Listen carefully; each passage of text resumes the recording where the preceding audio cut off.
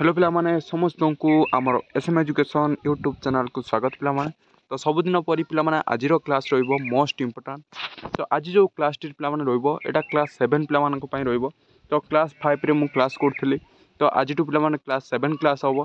तो क्लास 7 लो annual exam 2026 पई पिला माने। तो आज जो तुमर साइंस रो अछि फर्स्ट विषय पदार्थ रो अभ्यास कंप्लीट करिबा। तो मोस्ट इंपोर्टेंट अभ्यास टी रहिबो आजिर वीडियो टी। तो पिला माने बहुत पिला माने खोजुतले यूट्यूब रे जे पदार्थर क्वेश्चन आंसर मिलूनी। तो आम नुआ देखा तो नुआ एग्जाम दबा तो एग्जाम देला बेले भल करवा एतिक आम फंडा रखा दरकार बुझिपाल। तो क्लास 7 लो एनुअल एग्जाम 2026 पिला माने 2025 रे एग्जाम सरी जाइए। तो 2026 रे पिला माने आम जिमिति भल करवा तो सहीटा चेष्टा करवा। 2026 रे पिला माने 2025 रे पिला माने मु क्वेश्चन देइतिली। तो आराम से क्वेश्चन रे 10,000 12,000 15,000 पिला देखी देखिए भल कर आसछंती। तो सही परी पिला माने एथर भी हम। तो पिला माने देखिबा दरकार। तो वीडियोटा लास्ट पर्यंत देखिबा दरकार। देखिकी आम सहित जोड़ी हवा दरकार। जोड़ी हेले ही तुम या पर क्वेश्चन पाइपर बुझिपाल। तो एबे पिला माने क्वेश्चन को फोकस न करी एबे तुम बही पाठ पढ़ बुझिपाल। तो क्वेश्चन देला बेले दिया जिवो बुझिपाल। तो डेरी न करी पिला माने देखो क्लास 7 पिला माने कोइ रहइबो। तो पदार्थ पिला माने पदार्थ तुम साइंस रो फर्स्ट चैप्टर ना पदार्थ आमे तार अभ्यासटा पूरा आज कंप्लीट करबा पूरा ओडिया रे पूरा कंप्लीट करबा आंसर सह। ओके तो एनुअल एग्जाम 2026 में रहइबो। तो डेरी न करी पिला माने जिबा। तो वीडियो पिला माने फास्ट टू करी लास्ट पर्यंत देखो जादरी टोटल क्लियर हो पार बुझिपाल।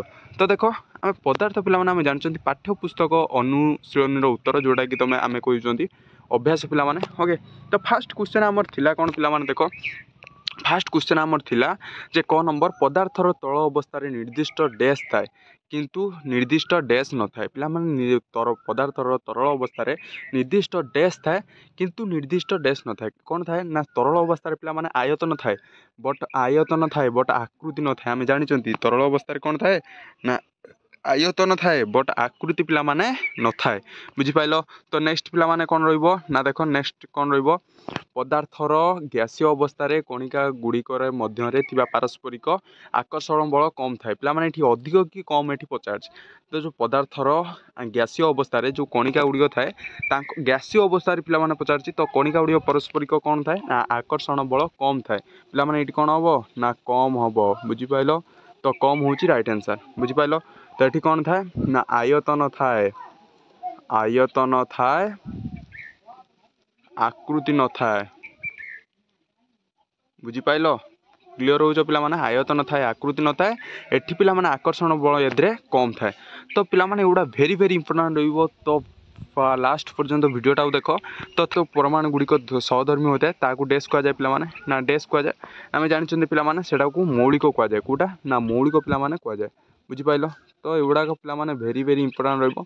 तो भल भाव देखी जाओ जो विशुद्ध पदार्थर परमाणु गुड़िक सहधर्मी होता है ताकू कौन कह जाए ना मौलिक पिला माने कह जाए। तो वायु गोटे डैश पदार्थ किंतु अंगारक काम्ल गोटे डैश पदार्थ। आम पिला माने जानते वायुटे मिश्र पिला माने मिश्रण वायुटे आम जानते वायुटे कौन ना मिश्रण पदार्थ कि पदार्थ ना मिश्रण पदार्थ।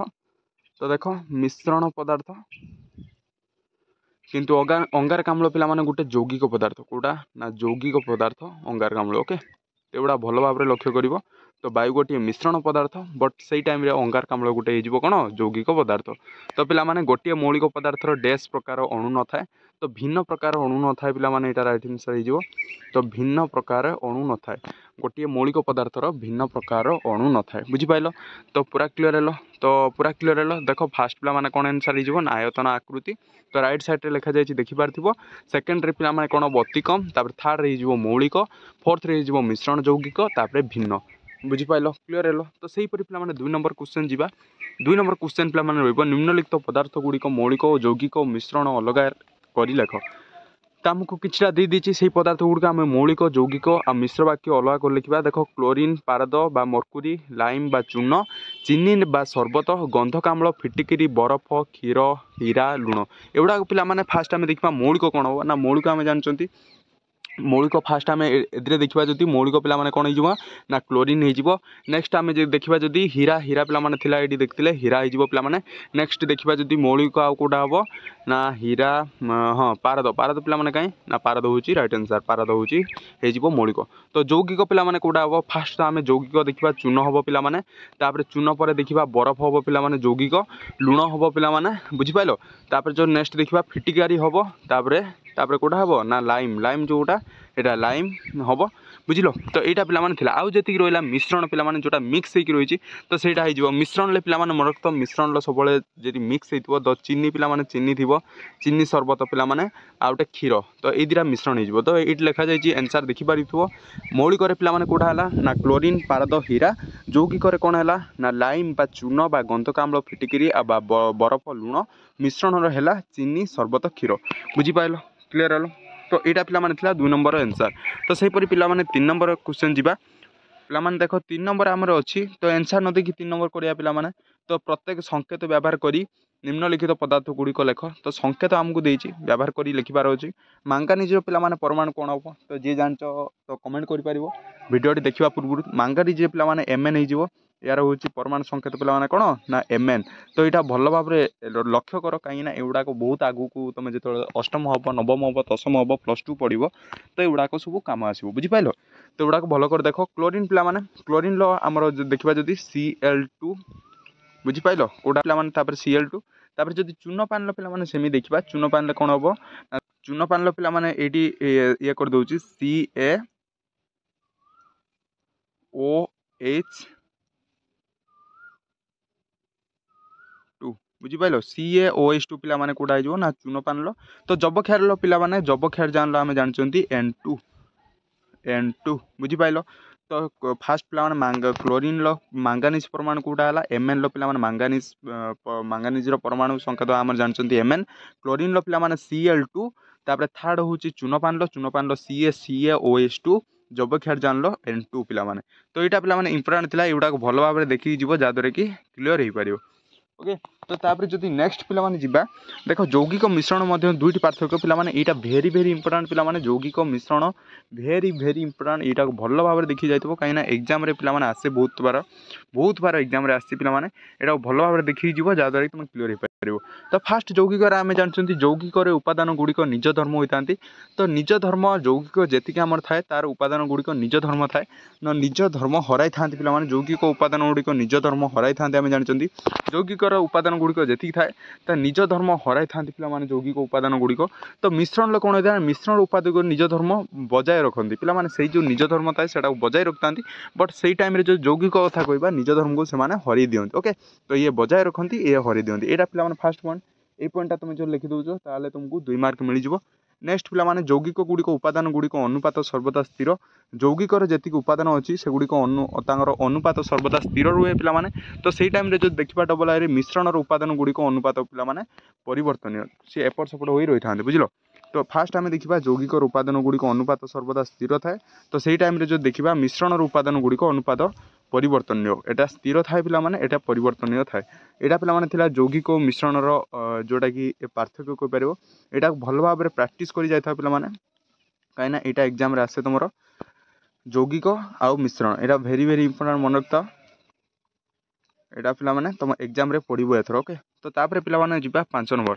देख पे 5 नंबर कौन अच्छी जो मौलिकर अणुरे 1 रु अधिक परमाणु थाए तो सहीपरि मौलिकर 3 गोटी उदाहरण दियो तो जो मौलिकर अणुरे 1 रु अधिक परमाणु थाए से मौलिकर 3टी उदाहरण देवा कथा कही तो 1 रु पे अधिक परमाणु कौड़ा थाए ना N2 रे थाए N2 पे मुझे कौन ना जब क्षार जान को N2 कहुए तो अम्लजान पे O2 उद्जान पे H2 यही 3टार आमर कौन थाए ना 1 रु अधिक परमाणु थाए पे तो आम जानते H2 पे O2 N2 तो ए पे कौन थाए 1 रु अधिक परमाणु थाए तो यहाँ भल भाव देखा 6 नंबर देख कौन अच्छी 6 नंबर अच्छी पे तुम्हें जाच O2 एवं O3 गोटे अन्य समस्थानिक तो तेबे यही दुईटी भिन्न पदार्थ O3 नाम लेख और यह आजिकल सबुठार कहीं आलोचना होती तो संक्षेप लेख तो यहाँ पे आम जानते आमर O2 पे ऑक्सीजन आम जानते जदि O3 देखा पे O3 हूँ ओजन आम जानते बुझल तो एगुड़ाक କ'ଣ ହୋଇଥାଏ ତ ଏଗୁଡ଼ାକ କ'ଣ ହୋଇଥାଏ ସେ କଥା କହିଛି। ତ ଏଗୁଡ଼ା କାହିଁକି ଏଟାକୁ ସଂକ୍ଷେପରେ ଲେଖିବାର ଅଛି। ତ ଫାର୍ଷ୍ଟ ଆମେ ଦେଖିବା O3ର ନାମ ହେଉଛି ଓଜୋନ୍। ପିଲାମାନେ ମୁଁ କହିଲି ଓଜୋନ୍ ହେଉଛି O3ର ନାମ।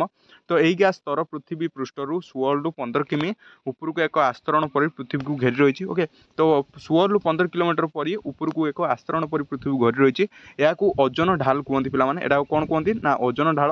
ତ ଏଇଟା ପିଲାମାନେ ଏକ୍ଜାମ୍ରେ ଲେଖିକି ଆସିବ ପିଲାମାନେ। ଅଭ୍ୟାସ ଏଇ କ୍ୱେଶ୍ଚନ୍ ଆସିଥାଏ ତ ଏଗୁଡ଼ା ଭଲ ପ୍ରକାର ଦେଖିବ। ତ ଏଇଟା ହେଲା ସୂର୍ଯ୍ୟଲୋକରୁ ଆସୁଥିବା କ୍ଷତିକାରକ ଅତି ବାଇଗଣୀ ରଶ୍ମିକୁ ଶୋଷି ନେଇଥାଏ। ଯେଉଁ ସୂର୍ଯ୍ୟଲୋକରୁ ବାଇଗଣୀ ରଶ୍ମି ଆସିଥାଏ ତ ତାକୁ ଶୋଷି ନେଇଥାଏ ଓ ଜୀବଜଗତର ଏହା କ୍ଷତିକାରକ ପ୍ରଭାବରୁ ରକ୍ଷା କରିଥାଏ। ମାତ୍ର ଓଜନ ସ୍ତରରେ କ୍ଷୟ ଘଟି ସେଥିରେ ରନ୍ଧ୍ର ସୃଷ୍ଟି ହେଲା। ସେଇ ରନ୍ଧ୍ର ବାଟେ ସେ ଯେଉଁ ରନ୍ଧ୍ର ସୃଷ୍ଟି ହୋଇଥାଏ ସେଇ ରନ୍ଧ୍ର ବାଟେ କ'ଣ ନା ଅତି ବାଇଗଣୀ କଲର ଗୋଟେ ରଶ୍ମି ପୃଥିବୀ ପୃଷ୍ଠକୁ ପଡ଼ିଥାଏ। ବୁଝିପାରିଲ? ତ ଏଇଟା ପିଲାମାନେ ଇମ୍ପୋର୍ଟାଣ୍ଟ ରହିବ। ଏଇ ଯେଉଁ ରଶ୍ମି ସେଇ ଯେଉଁ ରନ୍ଧ୍ର ଥାଏ ସେଇ ରନ୍ଧ୍ରରୁ କ'ଣ ଅତି ବାଇଗଣୀ କଲର ଗୋଟେ ରଶ୍ମି ପୃଥିବୀ ପୃଷ୍ଠକୁ ପଡ଼ିଥାଏ। ବୁଝିପାରିଲ? ଅତି ବାଇଗଣୀ ରଶ୍ମି ପୃଥିବୀ ପୃଷ୍ଠ ପଡ଼ିଲା ବେଳେ ପ୍ରଭାବରେ ଚର୍ମ କର୍କଟ ରୋଗ ହୋଇଯାଇଥାଏ। ଯେଉଁ ଚର୍ମ ହୋଇଥାଏ ତ ସେଇଟା ପିଲାମାନେ ଚର୍ମ କ୍ୟାନ୍ସର। କର୍କଟ ରୋଗ ମାନେ କ'ଣ? କ୍ୟାନ୍ସର। ଓକେ, ତ ହୋଇଥାଏ। ଶରୀରର ରୋଗ ପ୍ରତିରୋଧ ଶକ୍ତି ନଷ୍ଟ ହୋଇଥାଏ। ତ ସେଥିପାଇଁ ପିଲାମାନେ ଏକଥା କୁହାଯାଇଛି। ବୁଝିପାରିଲ? ତ ଏଇଟା ପିଲାମାନେ ସ୍କ୍ରିନଶଟ୍ ନିଅ, କାହିଁକିନା ଏଇଟା ହେଉଛି ଭେରି ଇମ୍ପୋର୍ଟାଣ୍ଟ। ତ କାହିଁକିନା ଏକ୍ଜାମ୍ରେ ଆସେ ଏଗୁଡ଼ାକ ଭଲ ଭାବରେ ଦେଖିକି ପ୍ରାକ୍ଟିସ୍ କରି ଯାଇଥିବ। ତ ସେହିପରି ପିଲାମାନେ ଯଦି ନେକ୍ସଟ ପିଲାମାନେ ଦେଖିବା 7 ନମ୍ବର ପିଲାମାନେ ସୋଡ଼ିୟମ୍ ପୋଟାସିୟମ୍ ପିଲାମାନେ ଡ୍ୟୁଟେରିୟମ୍ ଟାଇଟାରିୟମ୍ ଉଜାନ ତିନୋଟିର ସାମାନ୍ତରିକ।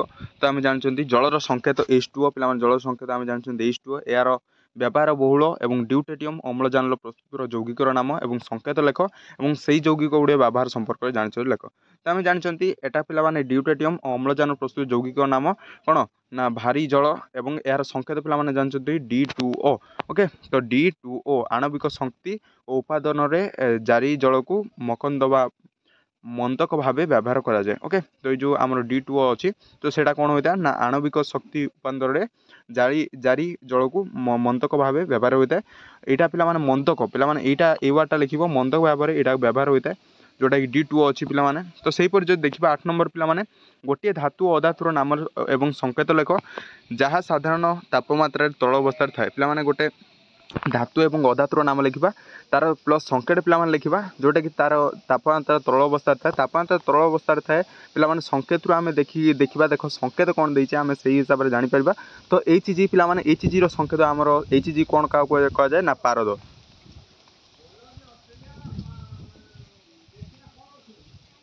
ପିଲାମାନେ ବୁଝିପାରିଲ? ତ ସେହିପରି ଯଦି BR ପିଲାମାନେ ଦେଇଛି BR ତ ଆମେ ଜାଣିଛନ୍ତି ସବୁ ଜାଣିଛନ୍ତି ବ୍ରୋମିନ୍। ତ ଏଠି ଲେଖିଦେଇଛି ପିଲାମାନେ ଦେଖ। ତ ସାଧାରଣତଃ ତାପମାତ୍ରାରେ ତରଳ ଅବସ୍ଥାରେ ଯେଉଁ ଧାତୁ ଥାଏ ପିଲାମାନେ ପାରଦ ଯେଉଁଟାକି କୁହନ୍ତି HG। ତ ସେହିପରି ଯଦି ଦେଖିବା ପିଲାମାନେ ସାଧାରଣ ତାପମାତ୍ରାରେ ତରଳ ଅବସ୍ଥାରେ ଯେଉଁ ଅଧାତୁ ଥାଏ ପିଲାମାନେ ସେଇଟା ବ୍ରୋମିନ୍ ପିଲାମାନେ, ଯେଉଁଟା ହେଉଛି ତାର ସଂକେତ ହେଉଛି BR। ତ ଏଇଟା ପିଲାମାନେ ଥିଲା ଆମର ସପ୍ତମ ଶ୍ରେଣୀ କ୍ଲାସ୍ 7ର ପିଲାମାନେ ଯେଉଁଟାକି ମୋଷ୍ଟ ଇମ୍ପୋର୍ଟାଣ୍ଟ ଅଭ୍ୟାସ ପିଲାମାନେ। ତ ଅଭ୍ୟାସ ପିଲାମାନେ ସରିଲା। ୟା ପରେ ଅଛି ପରୀକ୍ଷା ଉପଯୋଗୀ କ୍ୱେଶ୍ଚନ୍। ୟା ପରେ ଆମେ ପରୀକ୍ଷା ଉପଯୋଗୀ କ୍ୱେଶ୍ଚନ୍ ଆନ୍ସରିଂ କରିବା। ତୁମେ ଯଦି କମେଣ୍ଟ କରୁଛ ପିଲାମାନେ ତୁମେ ଏଠି କମେଣ୍ଟ କରିବା ଦରକାର ସାର୍ ପରୀକ୍ଷା ଉପଯୋଗୀ କ୍ୱେଶ୍ଚନ୍ ଆଣନ୍ତୁ, ଯାହାଦ୍ୱାରା କି ମୁଁ ଏଇଥିର ପିଲାମାନେ ପରୀକ୍ଷା ଉପଯୋଗୀ କ୍ୱେଶ୍ଚନ୍ ନେଇକି ଆସିବି ଯେଉଁଟାକି ତୁମର ଏକ୍ଜାମ୍ରେ ଆସିବ ସେଇ କ୍ୱେଶ୍ଚନ୍ ଗୁଡ଼ାକ। ଓକେ, ତ ଫାର୍ଷ୍ଟ ପିଲାମାନେ କମେଣ୍ଟ କରିବା ଦରକାର ଏବଂ ପିଲାମାନେ ଆମେ ଟାର୍ଗେଟ୍ ରଖିବା ଆନୁଆଲ୍ ଏକ୍ଜାମ୍ 2024ରେ ଭଲ କରିବା ପାଇଁ। ତ ସେଥିପାଇଁ ଆମ ସହିତ ଯୋଡ଼ି ରୁହ, ସବସ୍କ୍ରାଇବ୍ କର, ଆମ ଚ୍ୟାନେଲକୁ ସବସ୍କ୍ରାଇବ୍ କରି ଗୋଟିଏ ଲେଖା ସେୟାର କରିଦିଅ। ପିଲାମାନେ କମେଣ୍ଟ ମଷ୍ଟ କରିବ ଯେ ଭିଡ଼ିଓଟି ତୁମକୁ କେମିତି ଲାଗିଲା। ବୁଝିପାରୁଛ? ତ ନେକ୍ସଟ ଭିଡ଼ିଓ ଆମେ କ'ଣ କରିବା ତ କ୍ଲାସ୍ 7 କି କ୍ଲାସ୍ 8ରେ ସେ କଥା ବି କମେଣ୍ଟ କରିଦେବ। ତ ଆଜି ପାଇଁ ପିଲାମାନେ ଏତିକି। Thank you.